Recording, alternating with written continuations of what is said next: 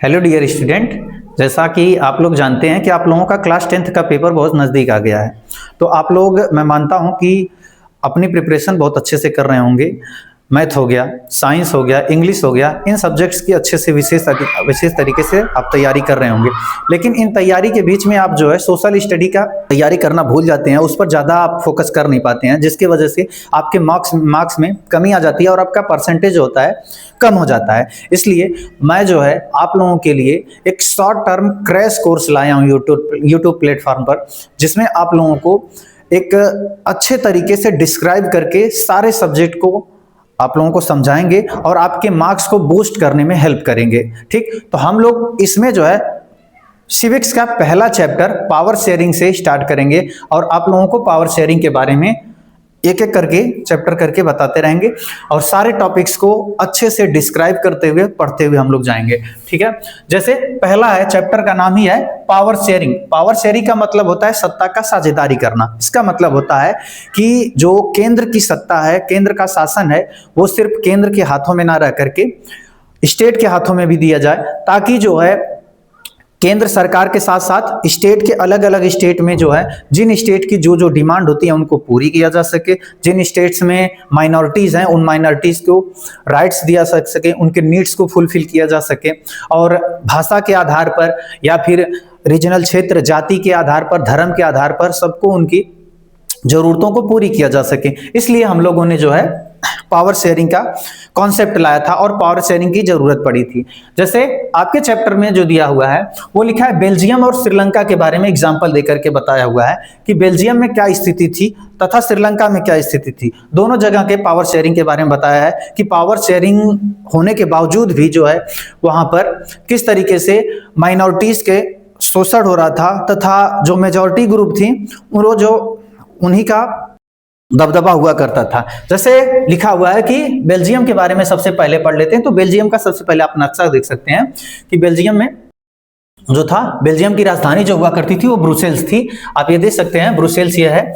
ये ब्रुसेल्स में जो है यहाँ के ऊपर नॉर्थ साइड में जो रहते थे वो फ्लेमिश रहते थे, जो डच थे, डच स्पीकिंग हुआ करते थे, जो 59% लगभग सबसे ज्यादा आबादी मेजॉरिटी ग्रुप में हुआ करते थे। इसका मतलब मेजॉरिटी में हुआ करते थे डच, और दूसरे नंबर पर हुआ करते थे फ्रेंच स्पीकर जो वेलोन ग्रुप में रहते थे और ये लगभग 40% बोला करते थे। लेकिन इसके अलावा ये 40% होने के बावजूद भी इकोनॉमिकली सबसे ज्यादा कौन हुआ करते थे? फ्रेंच स्पीकर हुआ करते थे। क्यों? क्योंकि इस रीजन में जो हुआ करता था पेट्रोलियम, माइंस, कोयला, ये सब जो है बहुत ज्यादा बहुतायत पाया जाता था, जिसकी वजह से इकोनॉमिकली ये क्या थे? स्ट्रांग हुआ करते थे और ये इकोनॉमिकली स्टेबल नहीं होते थे।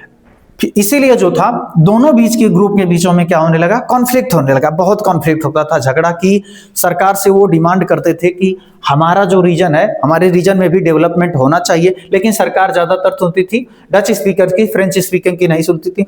डच स्पीकर यहाँ पर, इसके अलावा अदर्स अगर बात किया जाए, स्पीकर जो बोलते थे वो जर्मन थे। तो जर्मन मात्र 1% थे जो छोटा सा ईस्टर्न भाग में बोला करते थे, इसके अलावा नहीं थे। तो हमारा जो भाग था 3 भागों में बटा हुआ था। एक था डच स्पीकर जो लगभग पूरे बेल्जियम का 59% बोलते थे और यही मेजॉरिटी ग्रुप में हुआ करते थे। तो सरकार ज्यादातर डच स्पीकर्स की बात सुनती थी। इसके अलावा फ्रेंच स्पीकर्स जो हुआ करते थे 40% थे और जर्मन स्पीकर जो हुआ करते थे 1% थे। लेकिन तो धीरे धीरे ये जो थे इनके बीच में कॉन्फ्लिक्ट होने का कारण था कि इनके इकोनॉमिकली स्टेबिलिटी थी नहीं। इकोनॉमिकली दोनों के बीच में एक क्षेत्र था जो बहुत ज्यादा अमीर हुआ करता था, दूसरा क्षेत्र बहुत ज्यादा गरीब हुआ करता था। एक क्षेत्र में जो था डेवलपमेंट का प्रोसेस बहुत अच्छे से हुआ करता था, दूसरे क्षेत्र में डेवलपमेंट की प्रक्रिया हुई ही नहीं थी। वहां पर ना जॉब का साधन था, ना ही इसके अलावा एजुकेशन का साधन था। इन सब की वजह से दोनों के बीच में, कम्युनिटी के बीच में मतभेद हुआ करते थे, झगड़ा हुआ करता था। ठीक, अगला दिया हुआ है, जैसे लिखा हुआ है कि मेजोरिटेरियनिज्म इन श्रीलंका। इसमें जानते हैं, जैसे श्रीलंका के बारे में पहले जान लेते हैं कि श्रीलंका कहां पर है। श्रीलंका, आप लोग भारत का नक्शा देखे होंगे, छोटे से क्षेत्र में यहाँ पर श्रीलंका है। तो यहाँ पर जो दिया हुआ है, लिखा हुआ है कि यहाँ सिंघाला सबसे ज्यादा जो बोला करते थे, पूरे क्षेत्र में लगभग सिंघाला ही बोलते थे। पूरे क्षेत्र में यहाँ सिंघाला बोलते थे।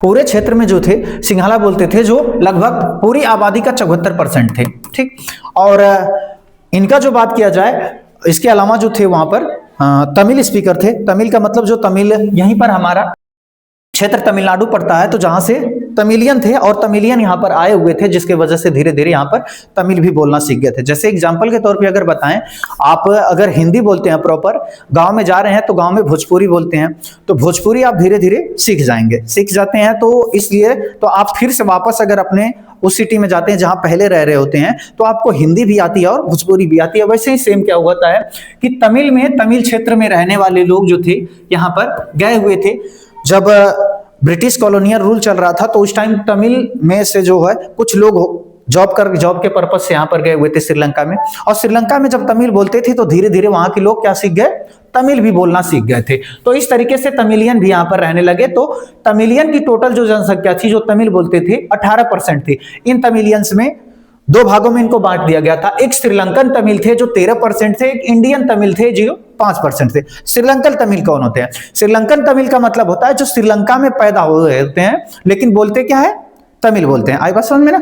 और एक होते हैं इंडियन तमिल। इंडियन तमिल का मतलब होता है जो इंडिया में पैदा हुए हैं लेकिन वो जॉब करने के लिए चले गए थे, कहां पर, श्रीलंका में, और वहीं पर जॉब कर रहे थे, ये इंडियन तमिल थे। तो टोटल 18% हो गए। ठीक, इसके अलावा बाकी शेष 7% जो बच रहे हैं वो क्रिश्चियंस हुआ करते थे, और ये क्या बोलते थे, जो दोनों बोलते थे, तमिल भी बोलते थे और इसके अलावा सिंघाला भी बोलते थे। ठीक, सिंघाला और तमिल जो बोलते थे वो क्रिश्चियंस हुआ करते थे, ये भी आए हुए थे। तो उसी टाइम जब अंग्रेज हमारे भारत में अंग्रेज आए हुए थे, तो जब शासन कर रहे थे तो कुछ क्रिश्चियंस जो थे उठ करके उनके साथ भी गए हुए थे श्रीलंका में, और श्रीलंका में जाकर के जब वो अपनी मजबूती बढ़ा रहे थे और कब्जा कर रहे थे, जैसे भारत में थे वैसे ही अपना कॉलोनियल रूल जब बढ़ा रहे थे श्रीलंका में भी, तो उस टाइम उन्होंने क्या किया, जाकर के बोलना शुरू किए।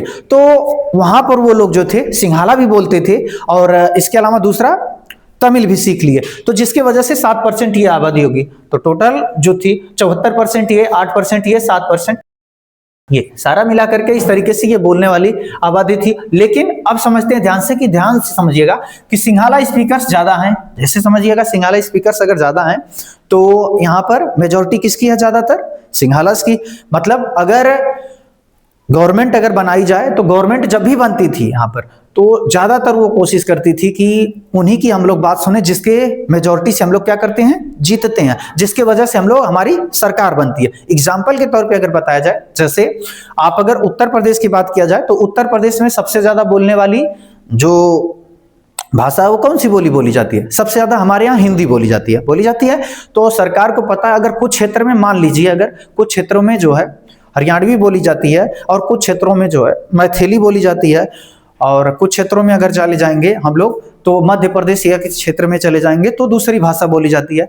इसका मतलब है अगर इन क्षेत्रों को छोड़ दिया जाए तो बाकी सभी क्षेत्रों में हिंदी बोला जाता है। मतलब ये हो गया कि हिंदी, अगर हिंदी भाषा पर प्रीफर करेगी सरकार तो उसको हमेशा वो जीतती रहेगी, क्योंकि यहाँ पर पॉपुलेशन सबसे ज्यादा 74% पॉपुलेशन कौन बोल रही है, हिंदी बोल रही है, यही हुआ ना। तो सेम है जैसे हुआ वहां पर 74% पॉपुलेशन सिंघाला बोलती थी, जिसके वजह से इन्होंने क्या कर दिया कि ये सोचा कि हम लोग क्या करते हैं, कि सरकार ने सोचा कि हम अगर इनके राइट्स के बारे में सोचेंगे, सिंघाला के बारे में, तो ये होगा कि हमेशा हमारी सरकार बनी रहेगी। शेष उन्होंने ये क्या कर दिया कि सिंघाला की सारे राइट्स को पूरा करते थे, ज्यादातर उनको प्रायोरिटी देते थे जॉब के लिए, एजुकेशन के लिए। और दूसरा चीज अगर बात किया जाए तो इन्होंने क्या कर दिया कि प्रीफर करते थे ज्यादा कि सिंघालास को अगर हम लोग यूनिवर्सिटीज में, ठीक, यूनिवर्सिटीज में अगर हम लोग ज्यादा प्रायोरिटी दे रहे हैं, या फिर इसके अलावा अगर बात किया जाए कि देखिए एक लॉ पास किया था इन्होंने 1956 में, जिसमें कहा था कि सिंघाला जो हो जाएगी वहां की ऑफिशियल लैंग्वेज हो जाएगी। ऑफिशियल लैंग्वेज का मतलब अब पूरे स्टेट में जो बोला जाएगा, पूरे श्रीलंका में जो बोला जाएगा वो कौन सी लैंग्वेज बोली जाएगी, सिंघाला बोली जाएगी। ठीक, ऑफिशियल लैंग्वेज का मतलब होगा आधिकारिक भाषा। इसका मतलब किसी भी ऑफिस में, चाहे आप कोर्ट में रहें, पार्लियामेंट में रहें, या कोई सरकार होगी, वो जो भाषा का यूज करेगी वो कौन सी भाषा को यूज करेगी, सिंघाला भाषा। लेकिन तब इसकी वजह से लोगों को क्या हुआ, परेशानी हुई। किनको परेशानी हुई, जो तमिलियन थे, तमिलियन को परेशानी इस बात की हुई कि वो कहे कि ये कौन सी बात हुई कि हमारे यहाँ जो है, जैसे आपके यहाँ ये मान करके चलिए, आप घर में हैं और आपके फैमिली मेंबर्स हैं और उन्होंने कह दिया, आपके पापा ने कह दिया कि चलिए ठीक है, हम आपकी बात नहीं मानेंगे, सिर्फ एक बच्चे की बात मानेंगे, एक बच्चे की बात नहीं मानेंगे। तो एक बात बताइए, यहाँ पर आपके साथ राइट्स का आपका शोषण हुआ कि नहीं?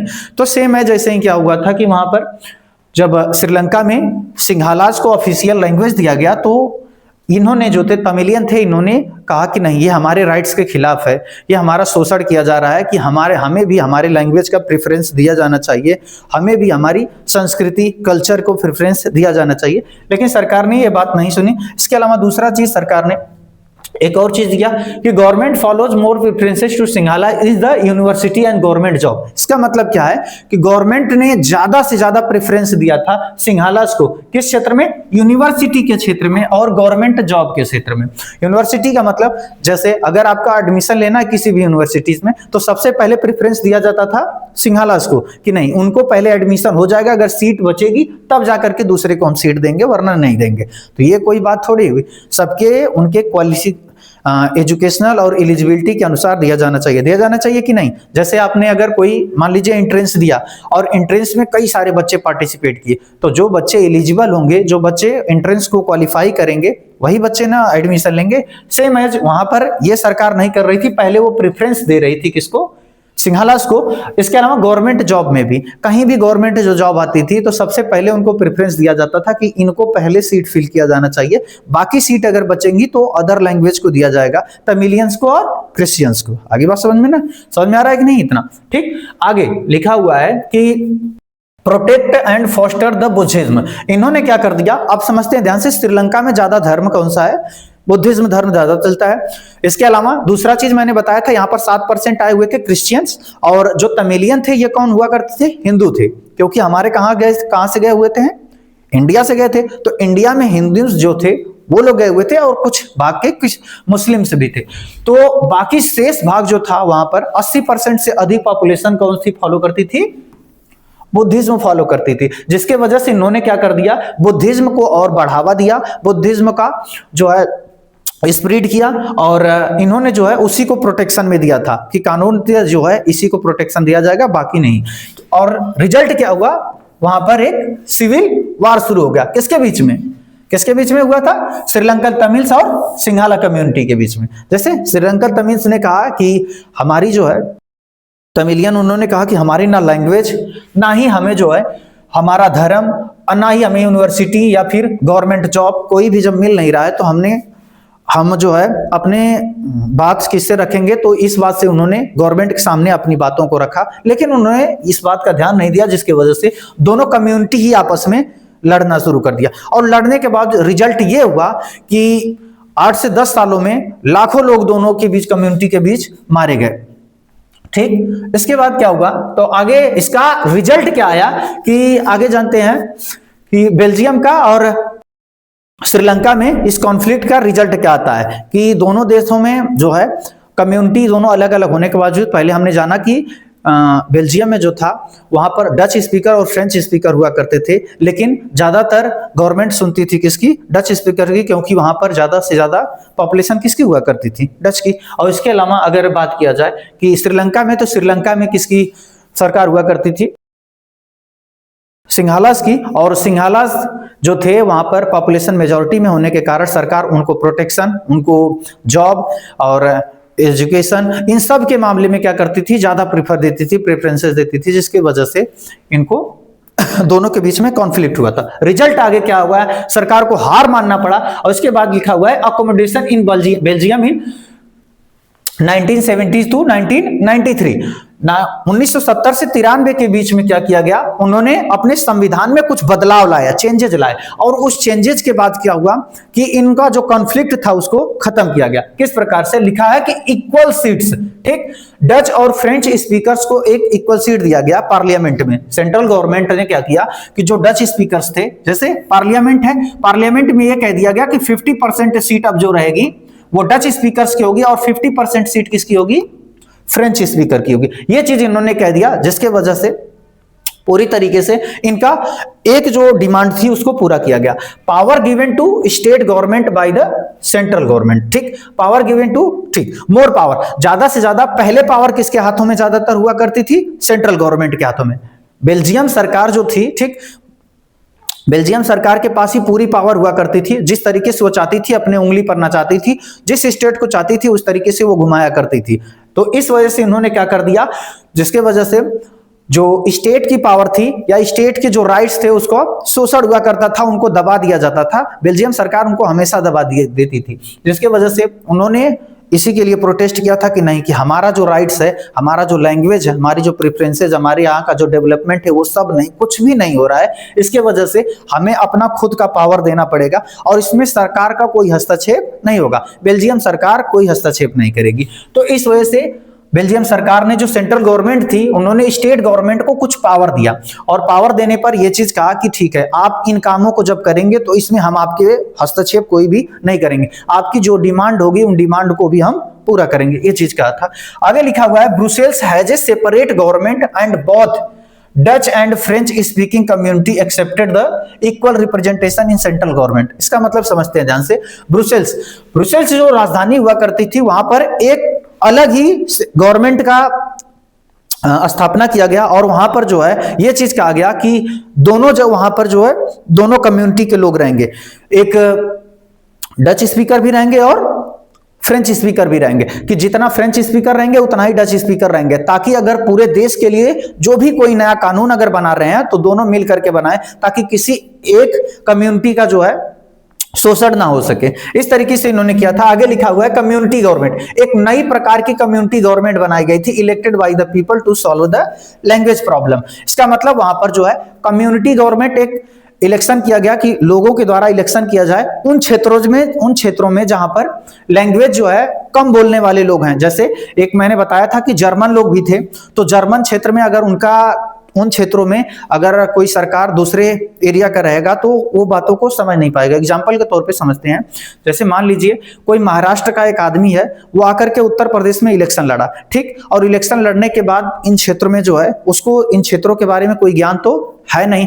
अब वो क्या कर दिया, इन क्षेत्रों में इलेक्शन लड़ा, लड़ करके जीत गया और जीत करके वो पार्लियामेंट में जाकर के बैठ गया। एक बात बताइए, अगर पार्लियामेंट में वो जाकर के वहां पर बैठा है तो इन क्षेत्रों के बारे में वो न जानकारी रखता है तो डेवलपमेंट नहीं करवा पाएगा, ना ही यहाँ का उसको सड़कों के बारे में पता रहेगा, ना ही स्कूल के बारे में पता रहेगा, ना ही हॉस्पिटल्स के बारे में, किसी के बारे में पता तो रहेगा नहीं। इसका मतलब वो डेवलपमेंट नहीं करवा पाएगा, क्योंकि वो हमारे क्षेत्रों के बारे में कुछ जानता ही नहीं है। सेम एज ऐसे ही था कि हर जगह तो लैंग्वेज का प्रेफरेंस नहीं था। कम्युनिटी, कुछ जगह ऐसी कम्युनिटी थी जहां पर उनके बारे में कोई तो जानता ही नहीं था। तो हर कम्युनिटी का, हर क्षेत्र का लैंग्वेज के बेसिस पर जो है वो कहा गया कि अब इलेक्शन होगा। तो इसीलिए एक नई प्रकार का इलेक्शन वहां पर कराया गया, जिसको कहते थे कम्युनिटी गवर्नमेंट, ताकि हर कम्युनिटी को सेफगार्ड दिया जा सके, हर कम्युनिटी के राइट्स को, नीड्स को फुलफिल किया जा सके। ठीक है, अगली टॉपिक है पावर शेयरिंग इज डिजायरेबल, कि हमें पावर को शेयर क्यों करना पड़ा। जैसे पावर शेयर का मतलब है कि सेंट्रल गवर्नमेंट अकेले पूरे पावर्स को नहीं संभाल सकती है, सेंट्रल गवर्नमेंट पूरे देश को अकेले संभाल नहीं सकती है, इसीलिए उसके अपने पावर्स को जो है थोड़ा थोड़ा करके स्टेट में उन्होंने बांट दिया है। इसका सबसे पहला जो कारण है, reduce the conflict between social groups. ठीक, सोशल ग्रुप्स का मतलब होता है अलग अलग कंट्रीज में, अलग अलग जगह पर, अलग अलग क्षेत्रों में अलग भाषाएं होती हैं, अलग कल्चर होता है, अलग तरीके से रहने, खान पीन, और यहाँ तक कि वहाँ का जियोग्राफिकल, फिजिकल, कल्चरल सब कुछ एक्टिविटीज होती है, अलग होती है, जिसके वजह से सरकार सभी की बातों को ध्यान तो दे नहीं सकती है, क्योंकि सरकार जो है पूरे देश को अकेले संभालना मुश्किल हो जाएगा। इसीलिए सभी कम्युनिटीज की बातों को सुनने के लिए जो है पावर को शेयर करना जरूरी है। और इसलिए जैसे एग्जाम्पल के तौर पे हम देखें, बेल्जियम में जो थी दो प्रकार की कम्युनिटी थी, एक डच कम्युनिटी थी, एक फ्रेंच कम्युनिटी थी। तो फ्रेंच कम्युनिटी में क्या हुआ कि जो सरकार थी ज्यादातर वो फ्रेंच कम्युनिटीज की बात सुनती थी, जिसके वजह से डच कम्युनिटीज के जो अधिकार थे और उनके नीड्स थी वो शोषण होने लगते थे, उनके अधिकारों को पूरा नहीं किया जा पा रहा था। तो एक फीचर ये हो गया। अगला फीचर दिया हुआ है कि की फीचर्स ऑफ द डेमोक्रेसी। ठीक, की फीचर, डेमोक्रेसी का मतलब होता है कि जो सरकार होती है वो एक आम जनता के द्वारा बनाई जाती है, तो जनता चाहे जब चाहे सरकार को हटा सकती है और जब चाहे सरकार को बना सकती है। ये सरकार जो होती है आम जनता के हाथों में होती है। सरकार, आम जनता जो होती है अपने द्वारा वोट करके एक सरकार चुनती है और सरकार के माध्यम से अपने नीतियों निर्णयों को लिया करती है। ठीक, तो एक चीज की फीचर होता है। लिखा अगला पॉइंट दिया हुआ है, majority groups can not exploit the minorities. इसका मतलब है कि जैसे किसी देश में अगर मेजॉरिटी है तो वो माइनॉरिटीज को एक्सप्लॉइटेशन ना कर सके। एग्जाम्पल के तौर पे श्रीलंका के लिए लिया जाए तो वहां पर सिंघाला जो ग्रुप था वो मेजॉरिटी में हुआ करते थे और तमिलियन जो थे वो माइनॉरिटीज में थे, और इसीलिए पावर को शेयर करना पड़ा ताकि सिंघाला जो है माइनॉरिटीज का यानी कि तमिलियंस का एक्सप्लॉइटेशन ना कर सके, उनका शोषण ना कर सके, इसीलिए हमको पावर शेयर की जरूरत पड़ी थी। पावर शेयर की बात किया जाए तो इसको दो भागों में बांट दिया गया था, एक था प्रूडेंशियल और दूसरा है मोरल। प्रूडेंशियल का अर्थ होता है reduce conflict and political stability. Conflict को यह क्या करती है, रिड्यूस करती है। कॉन्फ्लिक्ट का मतलब अगर किसी कम्युनिटीज या दो या दो से अधिक कम्युनिटीज के बीच में आपस में कोई झगड़े हो रहे हैं तो उनको क्या करना, रोकना। एग्जाम्पल के तौर पे अगर बात किया जाए अपने इंडिया को ले लिया जाए तो इंडिया में कई सारी कम्युनिटीज हैं, हिंदू है, मुस्लिम है, सिख है, क्रिश्चियन है, पारसी हैं। तो हमारे यहाँ जो है हर सभी कम्युनिटी से होकर के सभी कम्युनिटी से पार्लियामेंट में जाते हैं, इलेक्शन लड़ते हैं, जीत करके जाते हैं ताकि हर कम्युनिटीज की बातों को ध्यान दिया जा सके और उनके अधिकारों को पूरा किया जा सके। इसीलिए जो है तो अलग अलग कम्युनिटीज के बीच में कॉन्फ्लिक्ट ना है, इसलिए पावर शेयर की जरूरत पड़ी। दूसरा दिया है पॉलिटिकल स्टेबिलिटी। इससे क्या होगी, हमारी पॉलिटिकल यानी कि राजनीति में स्थिरता आएगी। जैसे कभी जो है सरकार, स्टेट गवर्नमेंट और सेंट्रल गवर्नमेंट के बीच में कोई कॉन्फ्लिक्ट नहीं होगा। सेंट्रल गवर्नमेंट अपने अधिकारों को पूरा करेगी, अपने पावर्स का उपयोग करेगी, और स्टेट गवर्नमेंट अपने पावर्स का उपयोग करेगी। सेंट्रल गवर्नमेंट स्टेट गवर्नमेंट के कामों में हस्तक्षेप नहीं करेगी और स्टेट गवर्नमेंट सेंट्रल गवर्नमेंट के कामों में हस्तक्षेप नहीं करेगी। ठीक, अगला दिया हुआ है कि मोरल। मोरल का मतलब होता है power sharing is good and spirit of democracy. इसका मतलब क्या होता है कि पावर जो शेयर किया गया है वो क्या है, डेमोक्रेसी की एक स्पिरिट है। जैसे एग्जांपल के तौर पर हम जो है हमारे द्वारा ही सरकार को बनाया गया है और सरकार जो है हमारे सरकार का एक कार्य होता है कि आम जनता के मदद के लिए हमेशा तत्पर रहे, खड़ी रहे, क्योंकि आम जनता ने ही सरकार को बनाया हुआ है। समझ में आ रहा है ना।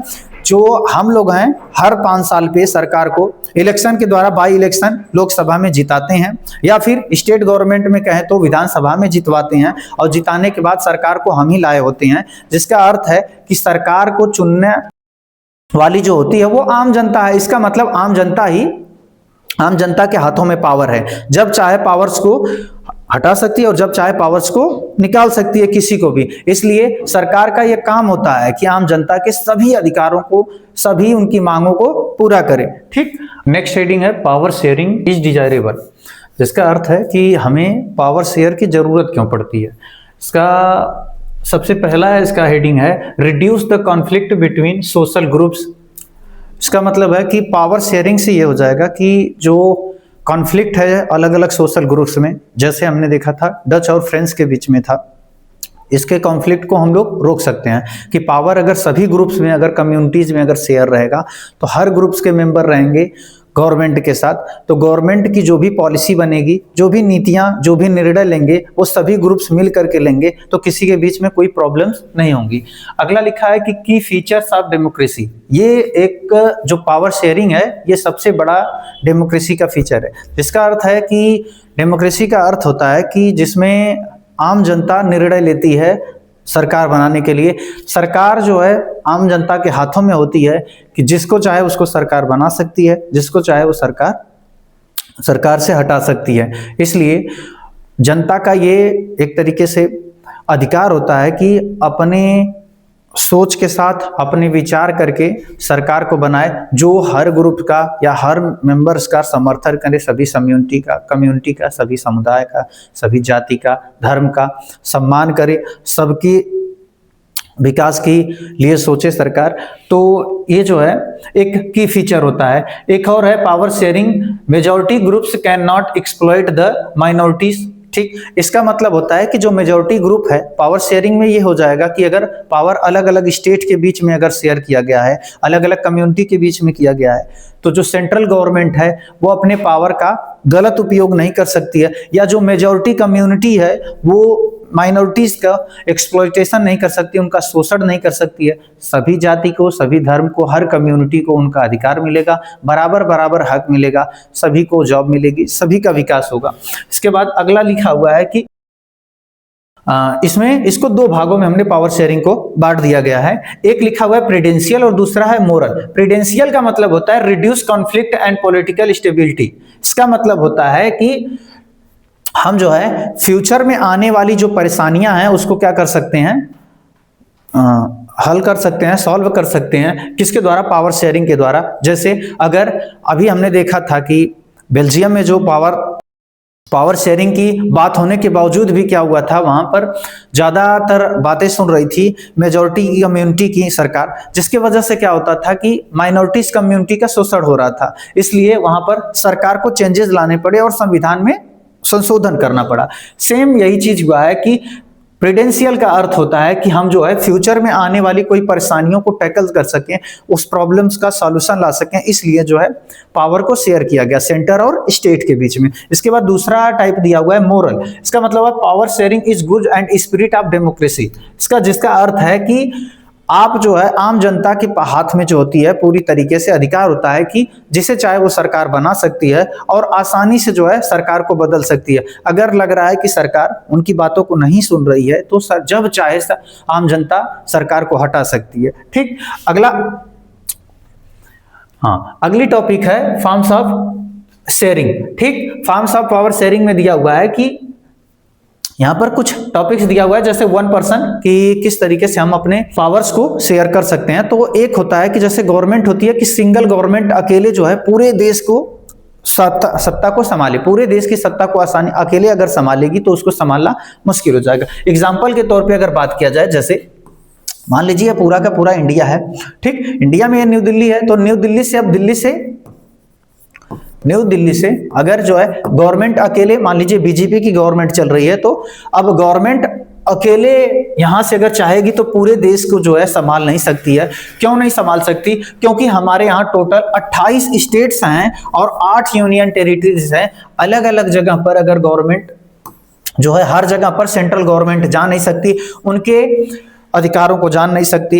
अलग अलग जगह पर लैंग्वेज अलग होती है, अलग जगह पर अलग भाषा होती है, अलग कल्चर होता है। तो इस वजह से जो है सभी की बातों को नजरअंदाज ना करने के लिए जो है पावर को शेयर करना जरूरी है। स्टेट के वाइज अलग अलग स्टेट के अकॉर्डिंग, जहां पर जिसके लिंग्विस्टिक के अकॉर्डिंग, अलग अलग धर्मों के अनुसार, जाति के आधार पर यहाँ पर पावर को शेयर करना जरूरी हो गया था। तो यहां पर एक हो गया कि सिंगल पर्सन जो है कभी भी पावर जो है नहीं चला सकता एक देश में, इसीलिए हमें जरूरत पड़ी कि पावर को शेयर किया जाए। ठीक, और कई लोग मिल करके इसको एक देश को चलाएं। ठीक, अगली टॉपिक है फॉर्म्स ऑफ पावर शेयरिंग, जिसका अर्थ है कि पावर को है किस किस फॉर्म में शेयर किया गया है।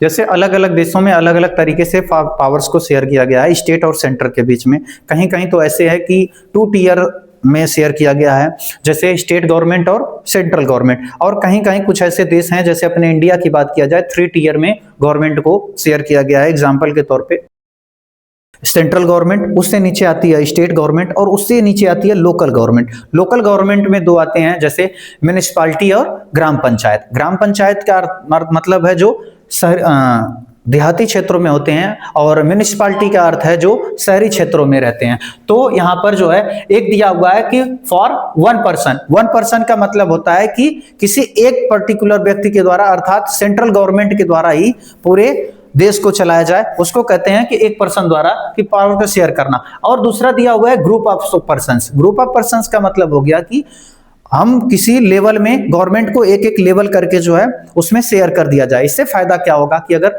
लेवल्स में हम शेयर कर देंगे तो अलग अलग जगह पर हर ग्रुप से, हर सेक्शन से, हर जगह से मेंबर्स आएंगे, रिप्रेजेंटेटिव अगर आएंगे, हर जगह से एमएलए और एमपी अगर चुने जा रहे हैं, तो वो अपनी बातों को, अपने क्षेत्र के जो अधिकार हैं, अपने क्षेत्र की जो नीड्स हैं, उनको डिमांड कर सकते हैं, सरकार से मांग सकते हैं और फुलफिल करवा सकते हैं। ठीक, तो यहाँ पर in modern democracy powers are shares. ठीक, तो आज के टाइम में जो पावर है उसको किस तरीके से और कैसे कैसे शेयर किया गया है, इसको कुछ भागों में अलग अलग तरीके से आपके बुक में डिवाइड किया गया है, जिसको हम देख रहे हैं among different organs of government, इसका मतलब होता है among different government of organs. Different organ का मतलब होता है कि गवर्नमेंट की जो ऑर्गन होती है, भाग होते हैं, वो मुख्य रूप से 3 भाग होते हैं। पहला भाग होता है लेजिस्लेटिव, दूसरा भाग होता है एग्जीक्यूटिव और तीसरा भाग होता है जुडिशरी। लेजिस्लेटिव का मतलब होता है, लेजिस्लेटिव का अर्थ होता है कि विधायिका। इसका मतलब होता है कि जो एमएलए या एमपी को हम जब चुनते हैं उसको लेजिस्लेटिव बोलते हैं, ठीक। तो हमारे यहाँ जितने भी जो कानून बनाने का कार्य करते हैं उनको लेजिस्लेटिव कहते हैं। इनका अलग महत्व होता है, इनके कार्य अलग होते हैं, इनकी शक्तियां अलग होती हैं, ये दूसरे से इनसे मेल नहीं करते हैं, ठीक। अगला दिया हुआ है एग्जीक्यूटिव। एग्जीक्यूटिव का मतलब होता है मिनिस्टर्स। मिनिस्टर्स का मतलब होता है जो मंत्री, वो एमएलए या एमपी के द्वारा जो मंत्री बनते हैं उनको कहा जाता है आईएएस, आईपीएस हो गए, ये लोग एग्जीक्यूटिव में आते हैं, जो देश को चलाने का काम करते हैं, देश के विकास में, देश के कल्याण के लिए अलग अलग योजनाएं बनाते हैं, अलग अलग जगह पर जो है अलग अलग विकास के लिए कार्यक्रम और अलग अलग नीतियां लाते हैं, ठीक। अगला दिया हुआ है जुडिशरी। जुडिशरी का मतलब होता है कि न्याय करना, ठीक। जैसे एग्जीक्यूटिव या लेजिस्लेटिव अगर का जो ऑर्गन है या कम्युनिटी है जो है, अगर हमारे कार्यों को पूरा नहीं कर रहे हैं या संविधान के अगेंस्ट कार्य कर रहे हैं तो जुडिशरी क्या करती है, उन पर एक्शन ले सकती है। तो इस तरीके से दोनों, तीनों का भाग अलग अलग है और तीनों की शक्तियां अलग अलग होती हैं, जिसको हम लोग कहते हैं हॉरिजॉन्टल गवर्नमेंट। हॉरिजॉन्टल गवर्नमेंट का मतलब होता है कि पावर्स तीनों के समान समान रूप में अलग अलग भागों में डिवाइड किया गया है। अगली बात क्या करें तो among government at different level. Among government at different level इसको कहते हैं हम लोग, इसको कभी कभी कहा जाता है कि वर्टिकल गवर्नमेंट। वर्टिकल गवर्नमेंट का मतलब होता है कि पहले आएगी सेंट्रल गवर्नमेंट, ठीक, और उसके नीचे आएगी स्टेट गवर्नमेंट।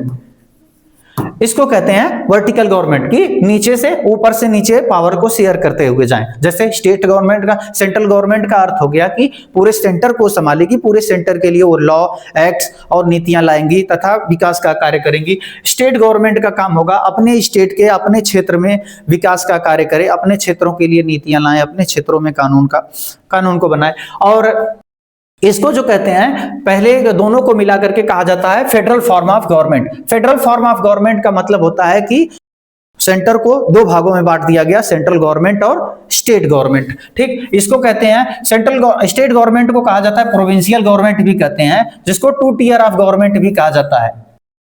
कहीं कहीं इसको जो है 3 भागों में भी बांटा गया है। जैसे अपने इंडिया में बात किया जाए तो 3 टियर ऑफ गवर्नमेंट है। जैसे मैंने कि अभी बताया था आपको कि एक होती है सेंट्रल गवर्नमेंट जो हमारे पूरे देश के लिए कानून बनाने का कार्य करती है, नीतियों को लाती है, और दूसरा होता है स्टेट गवर्नमेंट या प्रोविंशियल गवर्नमेंट भी उसको कहते हैं, जो अपने स्टेट के लिए, जैसे हम लोग उत्तर प्रदेश से आते हैं तो उत्तर प्रदेश में अलग अलग कोई नीतियां लाएंगी, तो ये केवल स्टेट गवर्नमेंट जो भी कानून लाएगी या नीतियां बनाएंगी, विकास का कार्यक्रम करेगी, वो सिर्फ और सिर्फ उत्तर प्रदेश में करेगी। ऐसा नहीं है कि हाँ ला करके विकास का कार्यक्रम ले जाकर के हरियाणा में डेवलपमेंट कर रहे हैं कि चलो पैसा मांग लेते हैं सरकार से और ले जाकर के बिहार में इलेक्शन होने वाला है तो वहां विकास करें। ऐसा कुछ नहीं है। विकास अगर करना है इनको तो अपने ही राज्य में वो करेंगे। जितने पैसे वो बजट पास करवाएंगे, सेंट्रल गवर्नमेंट से डिमांड करेंगे, वो सारे बजट को, वो सारे पैसों को अपने राज्य में लगाना होगा, अपने लोगों के विकास के लिए लगाना होगा, ठीक।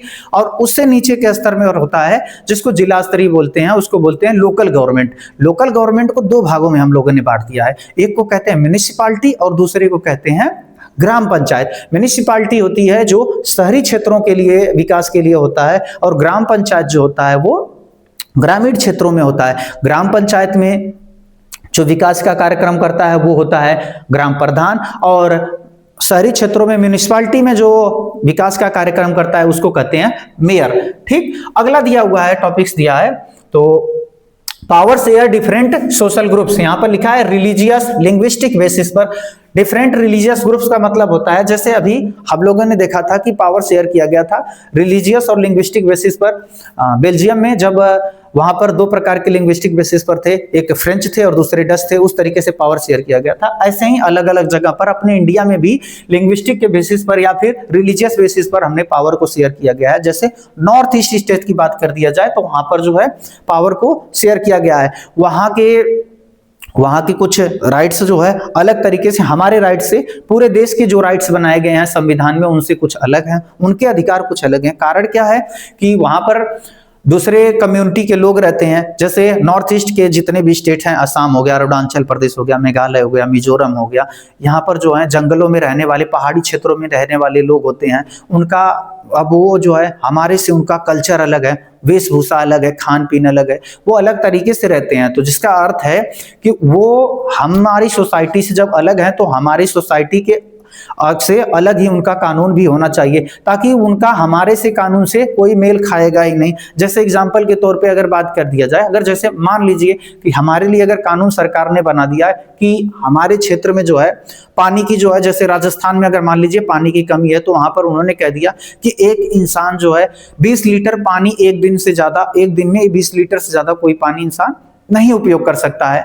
तो ऐसे में जो है अगर दूसरे क्षेत्र की बात कर दिया जाए, एग्जाम्पल के तौर पे आप चले जाइए अरुणाचल प्रदेश या मेघालय, जहां पर सबसे ज्यादा बरसात होती है। अब वहां पर ये थोड़ी सरकार कह सकती है कि आप 20 लीटर से पानी नहीं उपयोग कर सकते। 20 लीटर क्या, मैं कह कर रहा हूं कि 200 लीटर तो पानी रोज वो नहा लेता होगा, इतना बारिश वहां पर होती है। ठीक, तो ऐसा नहीं है, तो उन क्षेत्रों के लिए दूसरे प्रकार का कानून बनाना पड़ेगा जिन क्षेत्रों में वैसी होती है। और इसके अलावा दूसरा बात करें कि वहाँ का कल्चर, वहाँ के त्योहार अलग होते हैं, वहाँ के रहने का तरीका होता है, बोली अलग होती है, वो हमारे सोसाइटी से पूरी तरीके से अलग होते हैं। तो उनके बातों को, उनकी माइनॉरिटी कम्युनिटी को, उनकी पूरी तरीके से उनकी जो जाति है उनको संरक्षित करने के लिए, उनको कंजर्व करने के लिए जो है अलग प्रकार के कानून बनाए गए हैं। तो ये हो गया एक प्रकार का सोशल शेयरिंग, पॉलिटिकल शेयरिंग। अगला पॉलिटिकल पार्टीज लिखा हुआ है, प्रेशर्स, ग्रुप एंड मूवमेंट्स। ठीक, citizens have the freedom to choose the various contenders of powers. Example के तौर पे दिया हुआ है कोलिशन गवर्नमेंट। ठीक है, इसका मतलब समझते हैं